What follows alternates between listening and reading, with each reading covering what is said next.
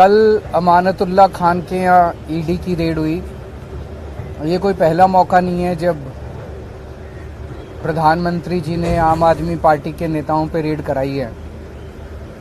जब से हमारी सरकार बनी है दिल्ली के अंदर, प्रधानमंत्री मोदी जी की पूरी कोशिश है कि किसी भी तरह से आम आदमी पार्टी को कुचल दिया जाए, ख़त्म कर दिया जाए। जैसे हमारी सरकार बनी 2015 में, 2016 में इन्होंने शुंगलू कमेटी बिठाई। शुंगलू कमेटी ने हमारी दिल्ली सरकार के तब तक जितने काम किए थे 400 फाइल मंगाई, 400 साढ़े 400 फाइलें मंगाई।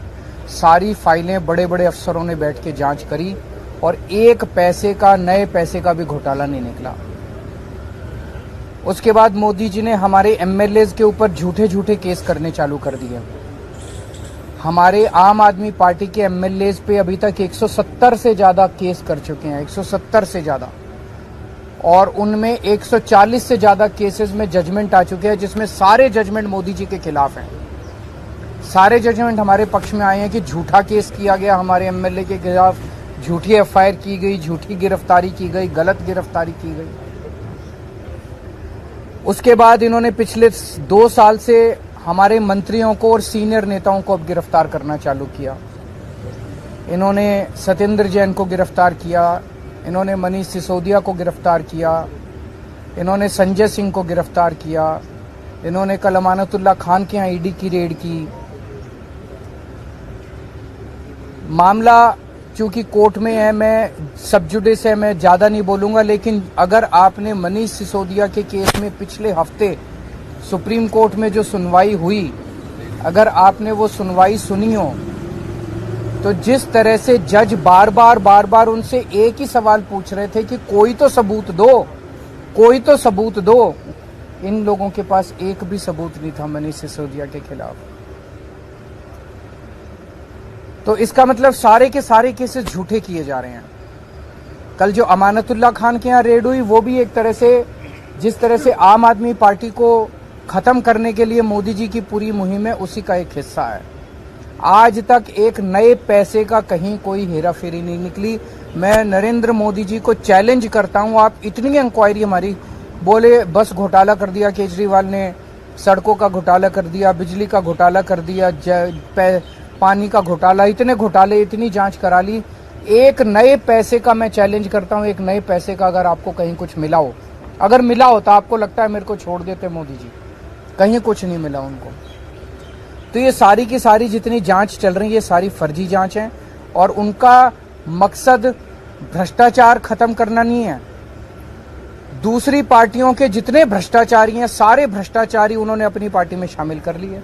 हमने देखा महाराष्ट्र के अंदर अभी 2 दिन पहले जिन नेताओं को चिल्लाकर मोदी जी ने कहा कि इन्होंने 70,000 करोड़ का घोटाला कर दिया, उन सारे भ्रष्टाचारियों को, जो मोदी जी की नजर में भ्रष्टाचारी थे, उनको उन्होंने अपनी पार्टी में शामिल कर लिया। उन पे जितने केस कर रहे थे वो सारे केस खत्म कर दिए। तो भ्रष्टाचार, गुजरात के अंदर मोरबी ब्रिज गिर गया, मोरबी ब्रिज, कितने लोगों की मौत हो गई, कोई ईडी की रेड नहीं हुई, कोई सीबीआई की रेड नहीं हुई। इनके अपने राज्यों के अंदर, कर्नाटक के अंदर बताते हैं 40% कमीशन वाली सरकार, इनकी सरकार को फेमस कहा जाता था, कोई ईडी की रेड नहीं हुई उनके यहाँ, कोई सीबीआई की। बीजेपी वालों के अंदर, उनकी अपनी सरकारों के अंदर किसी तरह की जांच नहीं होती। अभी सीएजी की रिपोर्ट आई है, उसने इतने सारे इनके घोटाले निकाले हैं, कोई सीबीआई की रेड नहीं होती, कोई ईडी की रेड नहीं होती। बताते हैं ये अपने दोस्तों के इन्होंने अरबों रुपए के लोन माफ कर दिए, कोई ईडी की। तो भ्रष्टाचार खत्म करना इनका मकसद नहीं है, इनका केवल और केवल मकसद है विपक्ष के लोगों को किसी भी तरह से तंग करना। बहुत ज्यादा अहंकार हो गया मोदी जी को। आप टीवी पे देखते हैं जिस तरह से वो चलते हैं, उनकी चाल में अहंकार नजर आता है, उनकी जुबान में अहंकार नजर आता है, उनकी बातचीत करने में अहंकार नजर आता है। जिस तरह से वो अब किसी इंसान को इंसान नहीं समझते। और अगर किसी देश के राजा को इतना ज्यादा अहंकार हो जाए तो फिर उस देश की तरक्की कैसे हो सकती है। वो तो अब छोटी छोटी चीजों पे, हर चीज पे वो बदला लेने पे उतारू होते हैं। अगर किसी देश का राजा छोटे छोटे आम लोगों से हम लोगों की क्या औकात है? हमसे अगर बदला लेने पे अमानतुल्लाह खान की क्या, अगर इनसे बदला लेने पे, छोटे छोटे आम लोगों से बदला लेने पे उतारू हो जाएं, फिर वो देश तरक्की नहीं कर सकता। आज देश का माहौल बहुत ज्यादा खराब हो चुका है। पहली बार ऐसा हो रहा है कि देश छोड़ छोड़ के लोग दूसरे देशों की, भारत छोड़ छोड़ के लोग दूसरे देशों की नागरिकता ले रहे हैं। ऐसा कभी नहीं हुआ। इतने बड़े स्केल के ऊपर लोग भारत की नागरिकता छोड़ के, भारत छोड़ छोड़ के जा रहे हैं। पूरे देश का माहौल खराब हो चुका, व्यापार बर्बाद हो चुका है, उद्योग बर्बाद हो चुका है, व्यापारी डरे हुए हैं, उद्योगपति डरे हुए हैं, आम जनता डरी हुई है, मीडिया वाले डरे हुए हैं, आप सब लोगों को डरा रखा है। तो बहुत ज्यादा खराब है माहौल, लेकिन आम आदमी पार्टी टिकी हुई है, आम आदमी पार्टी डटी हुई है। आम आदमी पार्टी देशभक्तों की पार्टी है, ईमानदार लोगों की पार्टी है। मोदी जी जो मर्जी कर ले, हम झुकने वाले नहीं हैं। संजय सिंह के खिलाफ कल ईडी ने कहा कि 4 करोड़ रुपए उन्हें रिश्वत दिया गया और कुछ पेपर बताए। साबित तो करे। मैंने भी सुना था ईडी कोर्ट में कह रही थी कि हमारे पास सबूत तो हैं, लेकिन हम दिखाएंगे नहीं। कल ईडी ने कोर्ट में बोला हमारे पास सबूत तो है, हम दिखाएंगे नहीं। तो अगर कोर्ट को ही सबूत नहीं दिखाओगे तो किसको दिखाओगे? अपने घर में रखोगे क्या सबूत? सर संजय सिंह ने कोर्ट को कहा कि उनकी सुरक्षा को लेकर कई सारे कंसर्न है। ये भी कहा कि एनकाउंटर किया जा सकता है उनका, तो उसकी जिम्मेदारी कौन लेगा?